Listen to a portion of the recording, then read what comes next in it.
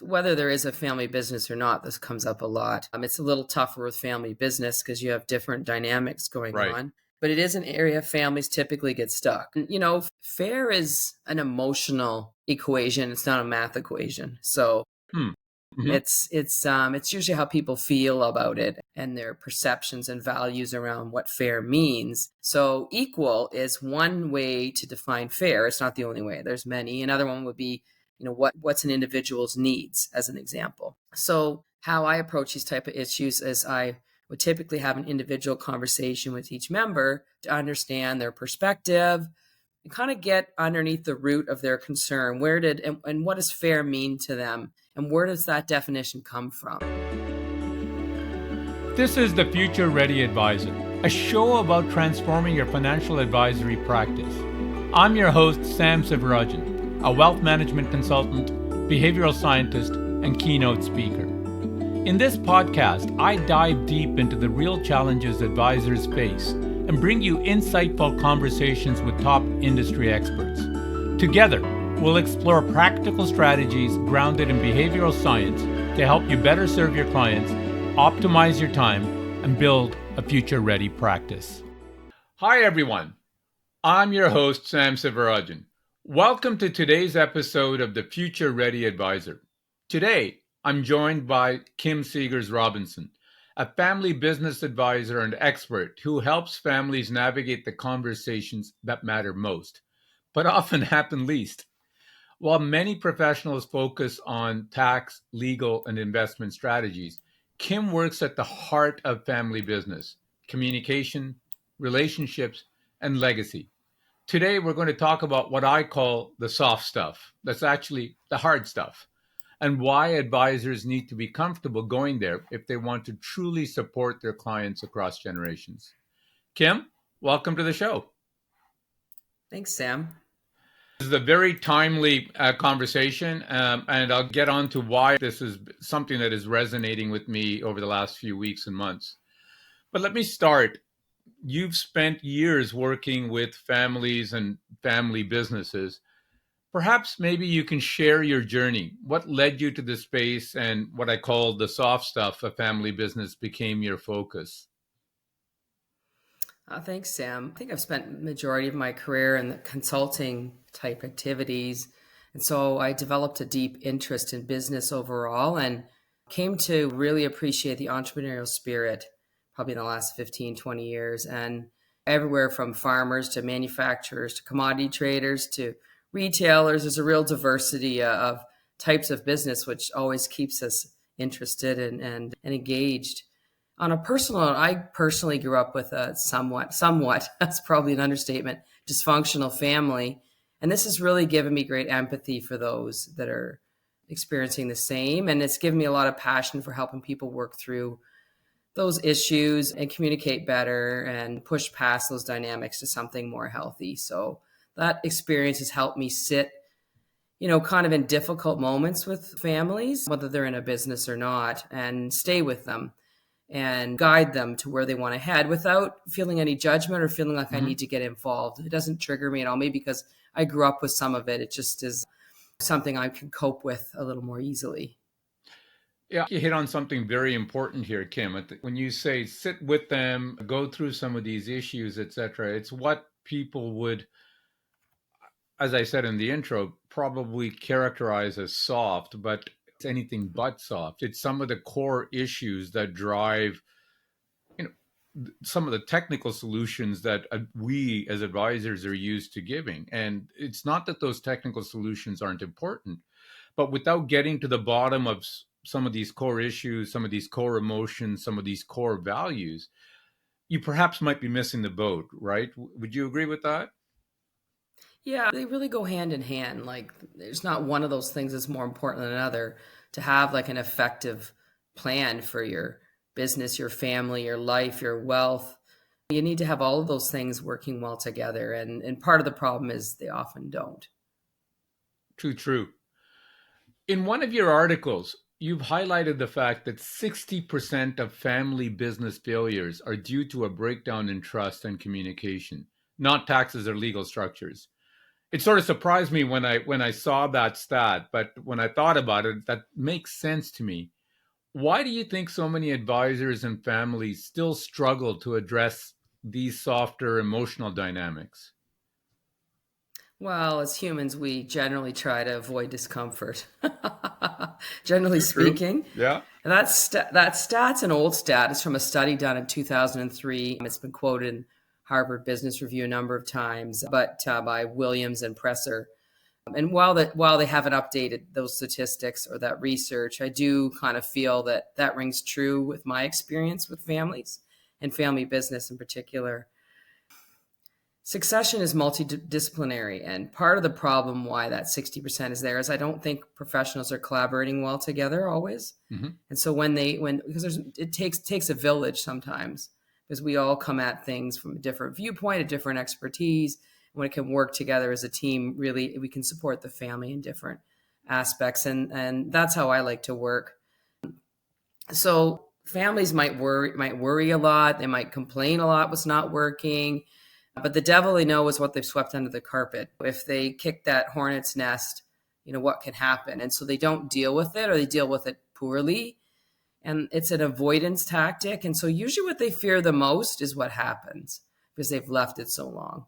It's better to deal with it when it's just a couple bees in the nest rather than fully buzzing. So they'll leave the business, or there's a breakdown in the family, or they can't sit down at Thanksgiving dinner anymore, don't spend time at the cottage together anymore, or go on the annual ski trip.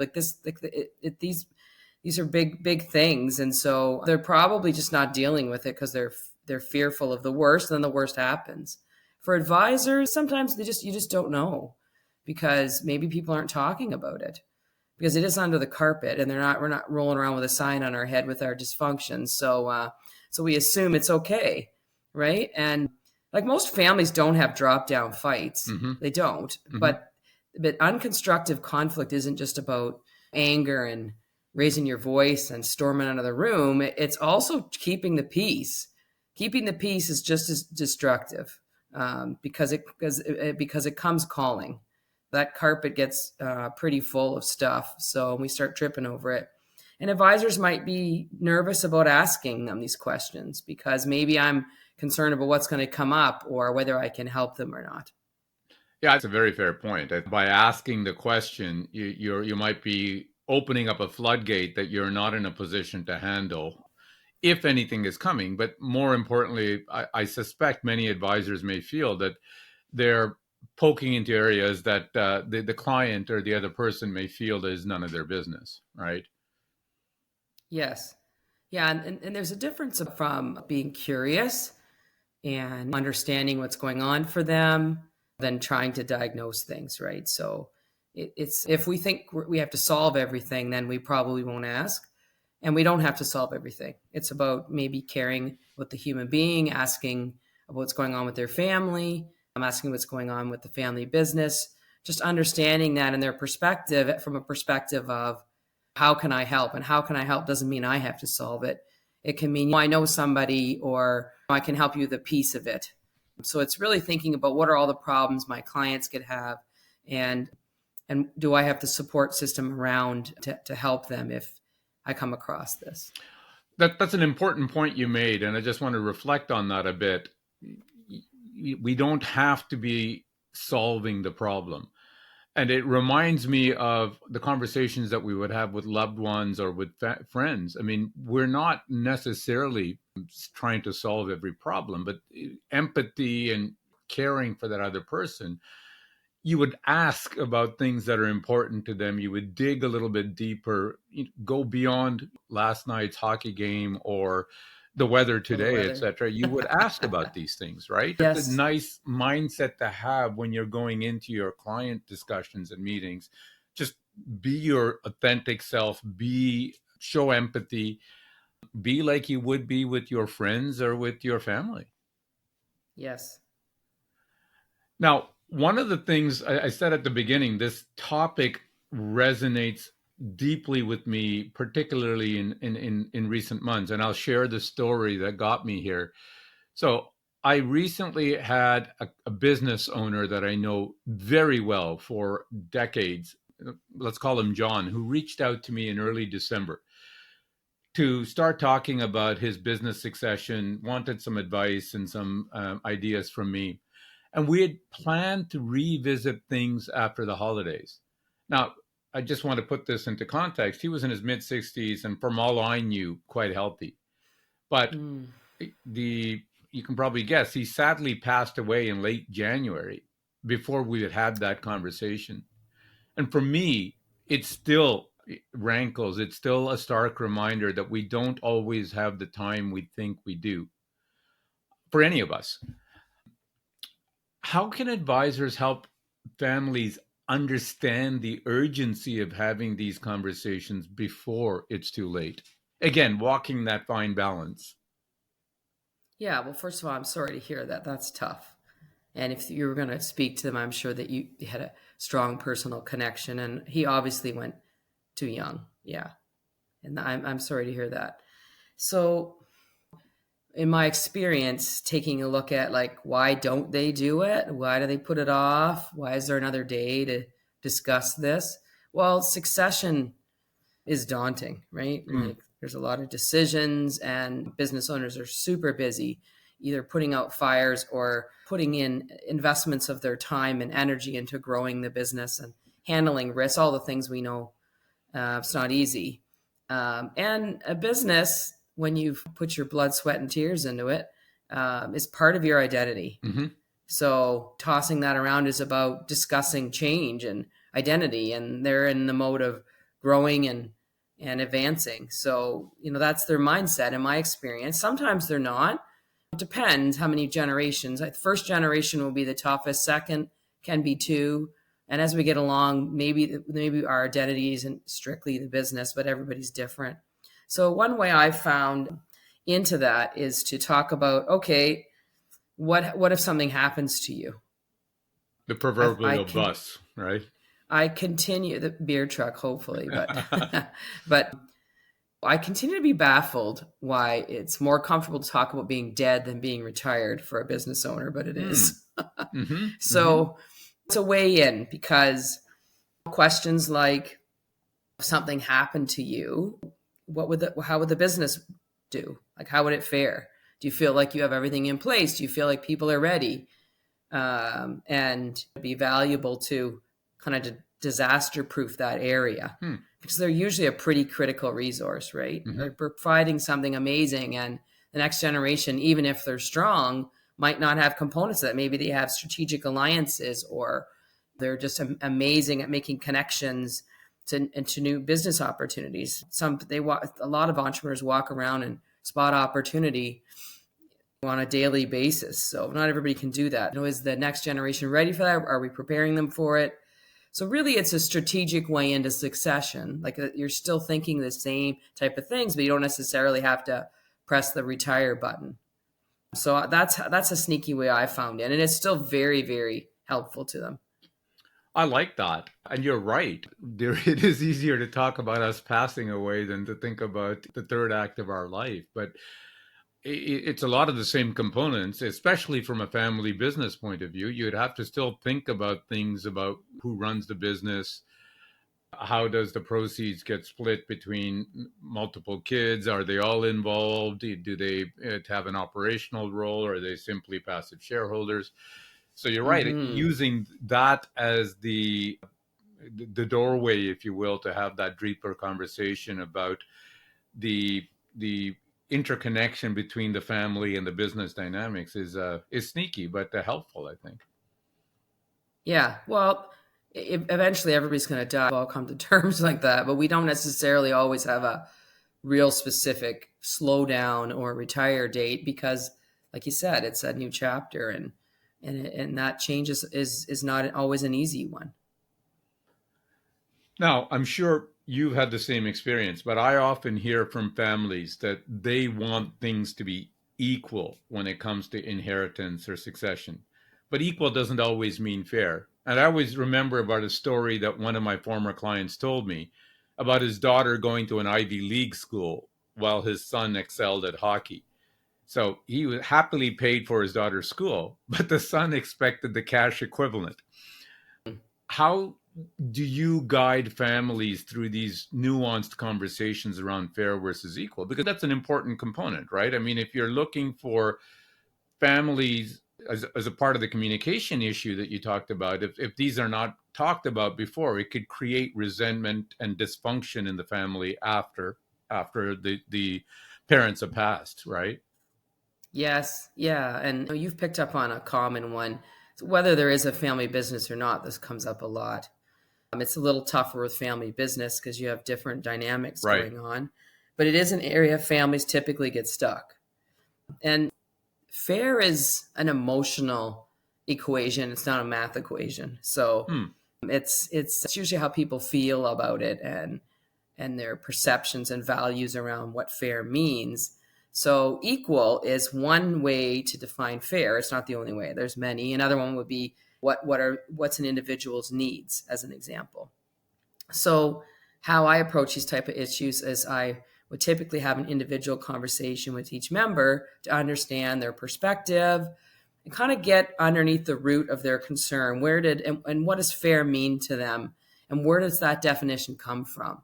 So siblings in business in particular are known to be the toughest model, because you think that would be not tough because we grew up with the same value system, grew up with the same parents. We've had to deal with each other longer than any relationship in our life. However, there's little things that happen along the way that create competition and sibling rivalry, and none of us are generally taught how to do conflict or communicate well, sadly. Hopefully we figure it out along the way. I'm personally getting better with age. I hope that keeps happening. And the other thing is to really step back and understand the parent's intent. So I've rarely met a parent that has negative intent about their children. It's pretty rare. So assuming positive intent, what was that? And where did that come from? So then after you have these individual conversations, you have some good information about everyone's perspective, then you can really understand where they're on the same page, where they're different, and maybe the root of where this has come from, because likely that's not the first time that sons felt something unfair. Like it didn't just come up around this. I'm sure there's other scenarios along the way. And when it's a family business and this comes up, fair versus equal, which happens even more, I'm usually looking at what's behind it. I categorize issues into three types. The first is it a system issue, like their structure or processes, or in the business they have unclear roles, or maybe they don't have a family employment policy and therefore it's a secret how much everybody gets paid. You know what I mean? That can create problems. The second is a relationship issue. So what are the interpersonal dynamics between people? Is there trust? Is there conflict and communication issues? Or is it a development issue where an individual has some areas where they can develop and be better? And often it's all three. And families usually focus on the relationship side, that, this person doesn't get along with this person. But if you dig down in there, there's usually a system that's off. So can you identify where it really came from? So then when I bring the family together, we talk about these things and categorize them together. And so that's to get on the same page as where we are. Then we fast forward to the future and say, well, what does fair mean? Like to each of us. And what's the family definition of fair? And then let's apply the Ivy League school situations to that definition. How does it apply with that on the table? Really, you're trying to shift them from past grievances into what do we want the future to look like, because these parents are still alive and there's a lot more coming with their legacy planning, right? And so this little stuff can seem trivial, and we'll say, oh, that's just Johnny, or Johnny doesn't understand Susie, or whatever. But the greatest gift parents can give their children is to address this situation. It's, as you said, after they're gone, there's no resolving it. There's no understanding their intent. And we make up stories as human beings, make assumptions, and make a story that doesn't even exist. So do I want to have a legacy that's uplifting for the future generation? Do I want them to have Thanksgiving? Do I want them to go skiing together annually, whatever it is? Or do I want to leave open wounds that are going to create conflict? And some of those conflicts can go deep into multi-generations into the future, even though this seems like a simple thing. So it's really important to understand everyone's perspective, the parents to give their context, define what fair means as a family and move from that point onwards. I like that. I like that a lot. And it reminded me of a situation I faced when we were advising families. And there was a family that had 4 kids, and they were all sort of involved in the business. And the patriarch had told me that really the eldest son was going to take over the business, and the others weren't. And in particular, there was another son that was really the not good at all in terms of running the business, etc. And the it seemed clear to me that the patriarch intended to leave well enough alone, let the shareholdings of the business pass on to all 4 kids in equal shares, and leave it Hmm. to the oldest son to figure this out, etc. And as you talked about, that the intent obviously on the patriarch side wasn't bad. They wanted the business to thrive. They wanted their kids to get along. But it struck me in the moment that this was the perfect recipe for both of those things not to happen, right? And all because Yes. I think the patriarch wanted to go to his final resting place feeling that he hasn't offended any of his kids. And I think what you're saying resonates so strongly with me. It is the sitting down with each child to understand what defines as fair, I think is important. That the parents also have to sit and ask themselves, what do they want? What does a successful succession look like to them? Does it mean that the business is thriving?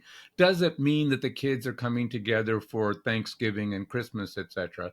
And if those are some of the goals, if you will, then what might be standing in the way of achieving those goals? And what can the parents do now while they're alive to kind of position this in the right way and put all the pieces in place? Because after they're dead, it's too late for them, and it's too late for their kids, right? Well, sometimes people just want to be heard and acknowledged. So there's fair outcomes, there's fair process, and there's fair treatment. So when someone says, I don't feel like this is fair, I'm curious what wasn't fair, because I found people can live with an outcome that wasn't their choosing if they feel the process and their treatment was fair. So sometimes we end up in it, you pay for consulting dollars and our family sits around and we ended up where we started. But everybody's okay. But everybody's okay, and trust is grown and communication is on the table. So that is a positive outcome, because we were heading somewhere way worse if that person wasn't acknowledged and heard. Oh, Kim, that is so good and so powerful. I love it. You're absolutely right. It's the process, as they say, it's equal opportunity versus equal result, right? I mean, fair Hmm. opportunity versus fair result. That is very, very powerful. If the process looks fair, appears to be fair, etc., I would suspect that most kids would be okay with an unfair outcome. Yeah, it's usually crazy stuff. I mean, assuming everybody's has some level of personal maturity, it's usually stuff like I didn't feel like I was included. And that stuff grows arms and legs of its own. Hmm. Yeah, you're very right. Yeah.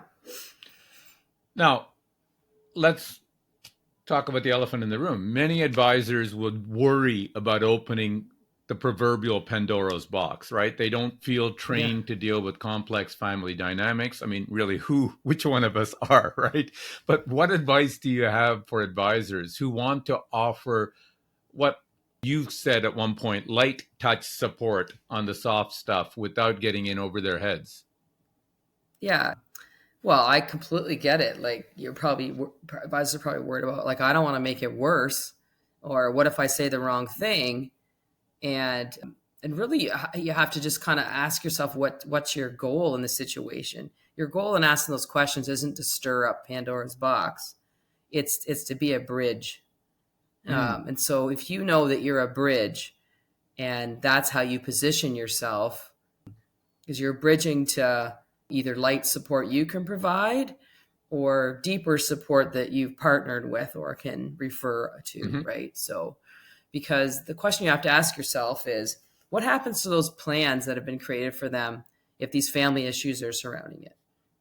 Mm, Like, mm. what's going to happen? And the odds of you keeping that intergenerational wealth in your practice are probably going to go way down if there's a blow up, right? Because they're going to blame everybody but the kitchen sink on that. Mm-hmm.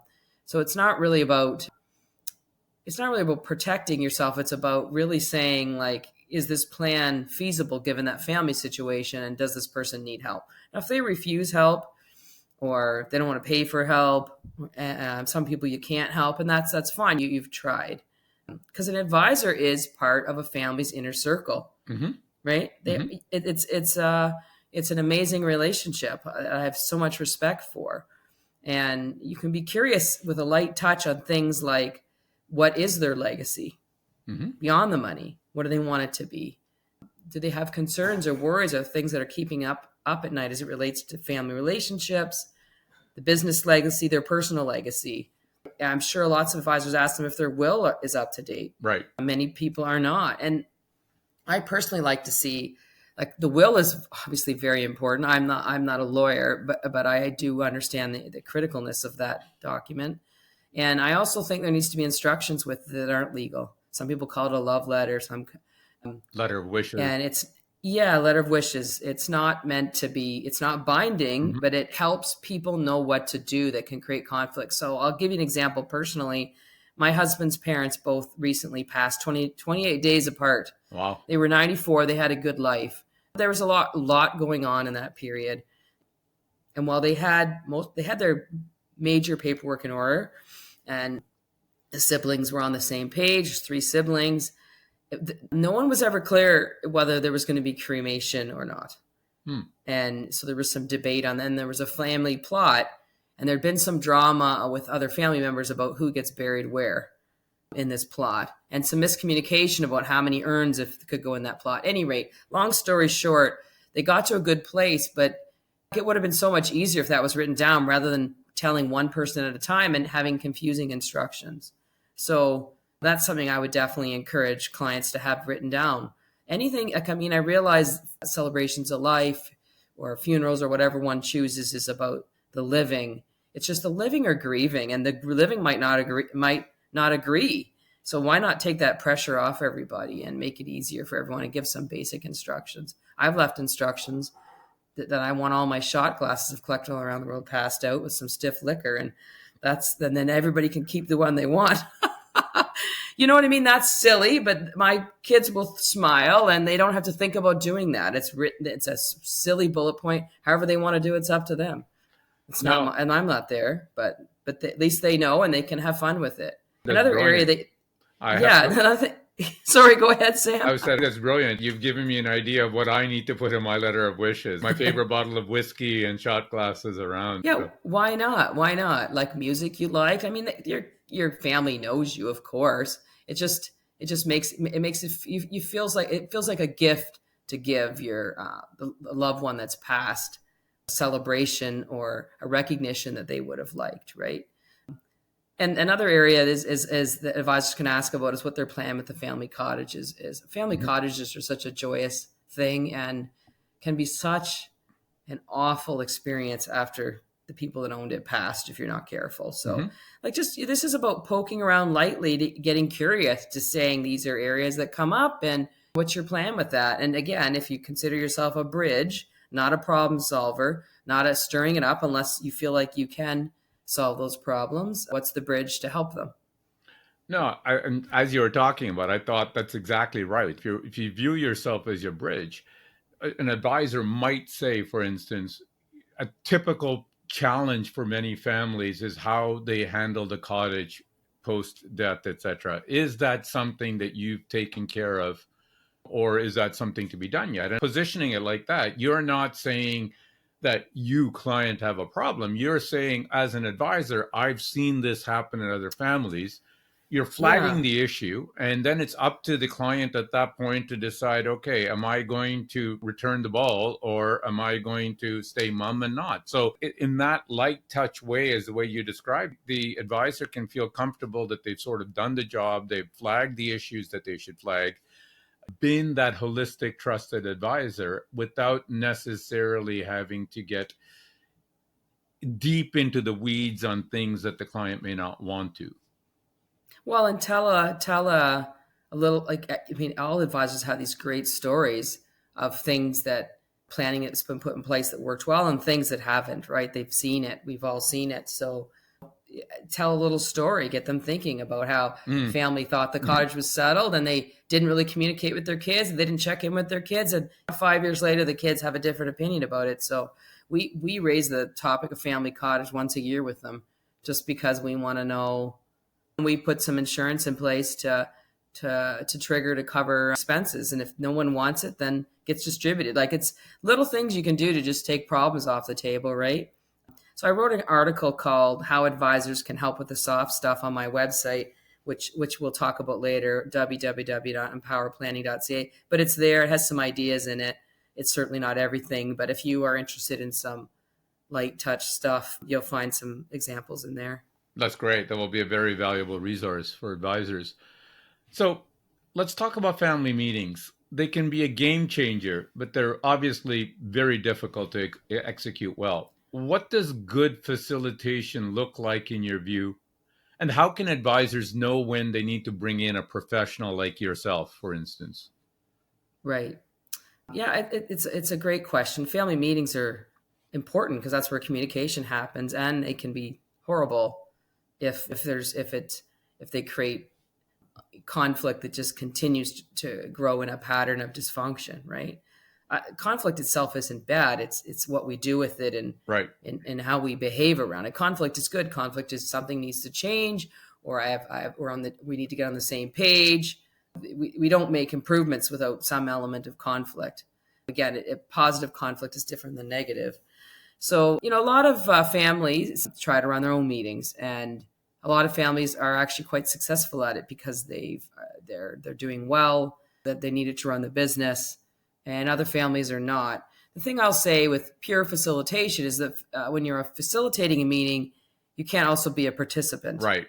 Right. right? Like, if you're tracking the content and you're tracking solutions and you're tracking how you can contribute to the content with your expertise and experience, it means you're not monitoring the room, right? It's really hard to do both.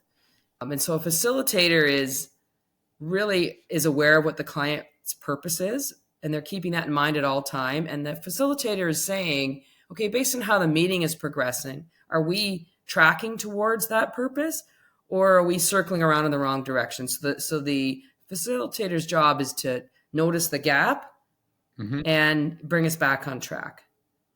That's what the facilitator's job is. Monitor the room. What are we trying to do? Are we moving towards that or not? Do we need to shift things up? Do we need to take a break? Do we need to put something in a parking lot for later? Are we in the weeds when we shouldn't be? Are we adhering to our communication directive? That kind of stuff. And different facilitators have different styles. Some are very attuned to the time and the agenda. Others are more loose and let things flow, and you have to decide what works best for you. But 80% of the work is helping people talk to each other.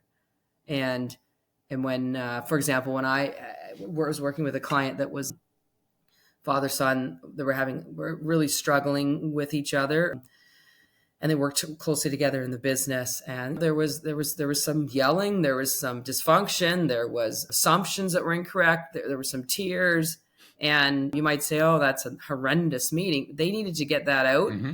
and my job is then to say, "You're saying this, and do you realize when you say that it makes this person feel like X?" And so, like, I'm very comfortable doing conflict resolution and communication management and that kind of stuff and getting them to where they want to go. But I also I can't do everything for everyone. I would not give anyone tax advice. I wouldn't tell them where to invest their money, whether they need insurance. That's for sure. That's not my expertise. But I'm also not a therapist, so I know where the line is to say, okay, they need to go to Right. therapy. Like, Right. this is beyond good communication and working through conflicts. So you were asking also, and I sorry, I forgot to mention it, about where to find somebody. I thought about it for a while. There's two, like, we all think we can facilitate meetings. If it's not a challenging meeting, we all can, right? We're professionals. We communicate. We know what we're doing. If there's going to be some challenge to it, and if you really need that meeting to be super productive, it's better to have somebody with a facilitation expertise do it, because that's what they do. Hmm. So there's an association called IAF, which is the International Association of Facilitators, and there's a Canadian chapter. So you can go on their website and find a list. The problem is that list is hard to sort, so it might take you 100 years, but it is there. I hope they continue to get it better. But that organization, they have people that are endorsed facilitators, certified facilitators, and they've had to go through a process of vetting, and they have to go through a process of keeping current. And then, of course, I think a lot of advisors have heard of the Family Enterprise Advisor. There's a directory, and that directory is quite good to sort. And there's a lot of people that take those courses, and it's fantastic for that multidisciplinary approach, because you've got lawyers and accountants, financial advisors, bankers, etc., all on there taking those courses. And it's what you want to make sure for facilitation is that people have that soft stuff. So you might want to sort by, because they have a great sorting system, dispute resolution and facilitation as an example. Right. Then you're going to get people in your area that have that focus.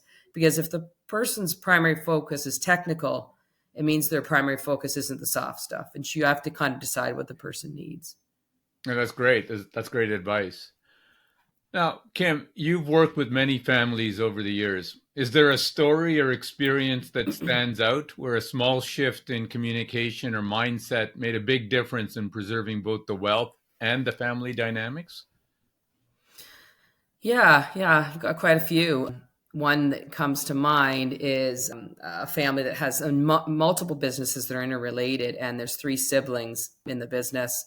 Luckily, all siblings are hardworking and smart and committed, so we're starting from a good base. And the father he's second generation. I call him first because he's changed the business so much.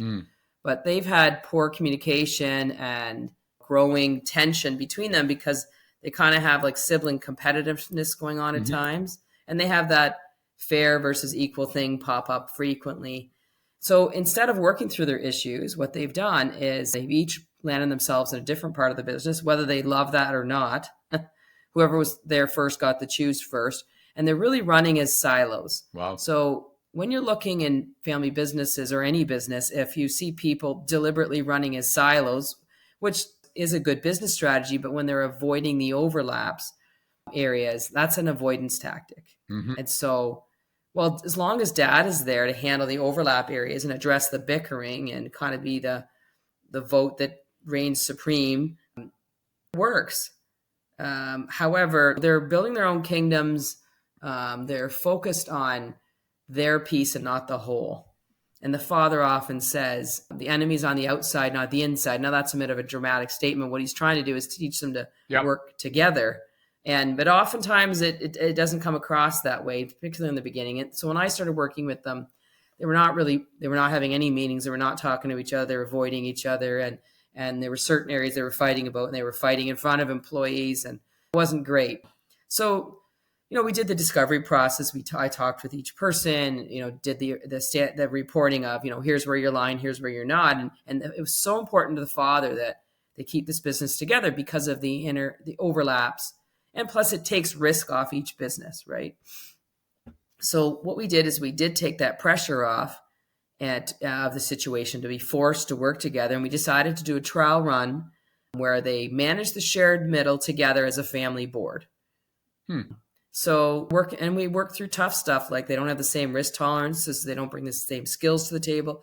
Some of them make decisions very differently than others, and they're slowly improving. And now it's been a while. Like I don't meet with them monthly, sometimes not even quarterly, depends on what's going on in their business. But when we do meet, sometimes we have some intense all-day meetings.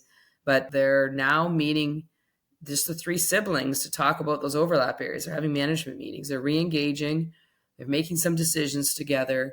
So really the thing that shifted is their mindset. They're starting to recognize that operating in silos has risk and that the shared middle would be expensive to replicate. So while we're still in that trial run, that we've seen a lot of positive movement. So who knows where that will go? But you can't shove people where they don't want to go, even if it makes business sense. You got to prove to them it's possible and put that, again, a lot of systems out of place. There's relationship problems and there's personal development problems. So there's coaching on the personal development. We've created personal development plans for each of them. We've done relationship rescues on a brother sister relationship that's been sideways, and we put a lot of systems in place like governance and meetings and policies that they now are on the same page. There's a lot less fighting. I like that. And I think the one thing that kind of resonated with me is that it's a process, right? I think avoidance isn't solving the problem, but if it's genuinely important to you, you'll start the process, and the process will have to be refined and evolve over time, etc. But it's like anything else that if you're expecting problems that have been lingering for a long time that haven't been addressed that are going to get solved overnight with a magic wand, that's not realistic. But if you accept that there is both that the status quo doesn't work and that there is a future state that you would like to get to, I think those are the two key points that are key endpoints that you need to start from. And then the process, you get a professional like you or other professionals to kind of help you where you need it, and you can work through that process. That's right. Yeah. But it's really about empowering those siblings to try that trial run. Correct. So everybody was okay to do the trial run, even though they were very skeptical. And I also said to them, a positive outcome of the trial run is that we don't want to work together. Let's not put a pressure on an outcome. Oh, Let's that's good. see where it leads us. That is good. Yeah. Well, Kim, we're coming to the end of our podcast, so I have a few final rapid fire questions for you. Okay, I'll try to be quick. No problem. You don't have to be quick. They're just rapid fire. So number one, professionally, what is the most important lesson you've learned over the years? Well, it's we've been talking about improved communication fixes most problems in life and in business, family business or otherwise, and as well as with estate planning. If we're not communicating our intent, if we're not having conversation, there's going to be assumptions, and unfortunately that creates dysfunctional conflict. I love that. And I've learned this, and I still keep learning this on a daily basis. And your point about assumptions is a critical one here, that even something as technical as call it investment management, etc. I found that things that we take for granted, that we have common definitions of what is balanced portfolio or what is a conservative portfolio, etc. I mean, those are assumptions that we're making. And to develop a better relationship between advisor and client, for instance, you need to kind of make sure that we're on the same page on that assumption of what the advisor is calling a balanced portfolio and what the client thinks that means, etc. Right? So communication and assumptions and level setting to make sure that you're on the same page. I keep learning is very critical. Mm-hmm. What is one practical tip you would offer listeners keen on applying your insights? Well, I'm going to cheat and give two quick ones. Please, go ahead. There you go. The first is be the bridge. Be curious. You don't need to be clinical. You don't need to be a problem solver. Open up space. You are in a prestige place of being in the client's inner circle. You're in a position to create that space for them to talk about their soft stuff, plant the seed, and offer resources to help. The second would be on the succession front. Disaster proofing is easier way in for people. I love it. Love it. Kim, this has been such a great discussion. And as I said, one that particularly resonates with me. If listeners want to learn more about you or find your work, where do they go? Well, I have a website called empowerplanning.ca. I mean, but with a handle like Seegers Robinson, you can find me pretty easy on Google or LinkedIn. And obviously, I can't help everybody. I do take on clients every year. I really love the work. And I have people that I know, and I can help you navigate through how to find someone in your area, point you to the resources if you need it. That's great. And just for all the listeners, Kim's website and LinkedIn, etc., will be in the show notes to this episode. Kim, always great to talk to you. Thank you for joining us today on the Future Ready Advisor. Thanks, Sam. Appreciate it.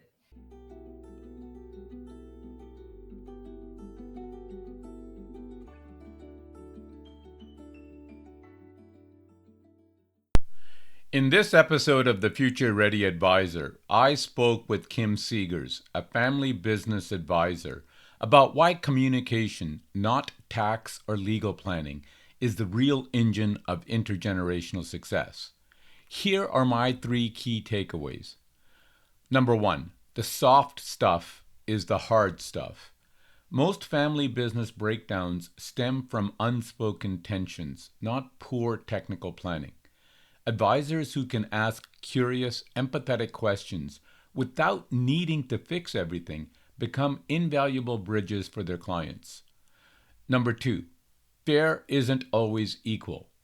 Kim emphasized that fairness is an emotional, not mathematical equation, helping families define what fair means to them and understand each other's perspectives can prevent decades-long rifts and help preserve both the business and the relationships. Number 3, be a bridge, not a fixer. Advisors don't need to be therapists, but they should create space for tough conversations. Light touch questions about family dynamics, succession fears, or even the fate of the family cottage can spark meaningful dialogue and show clients you truly understand their world. Kim reminds us the best plans can fail if families can't talk. Advisors who help make those conversations possible, they're the ones who'll be trusted for generations. Thank you for listening to the Future Ready Advisor. You've been listening to the Future Ready Advisor. If you enjoyed the show, please leave a review on Apple Podcasts or a rating on Spotify, or share your feedback wherever you listen. Be sure to follow the podcast so you never miss an episode. For more insights on how to keep your practice future ready, visit www.samsivarajan.com. You can find the link on the show notes. There you'll find free tools and resources, along with exclusive bonus content from these podcasts. Thanks for tuning in, and I look forward to sharing more strategies with you in the next episode.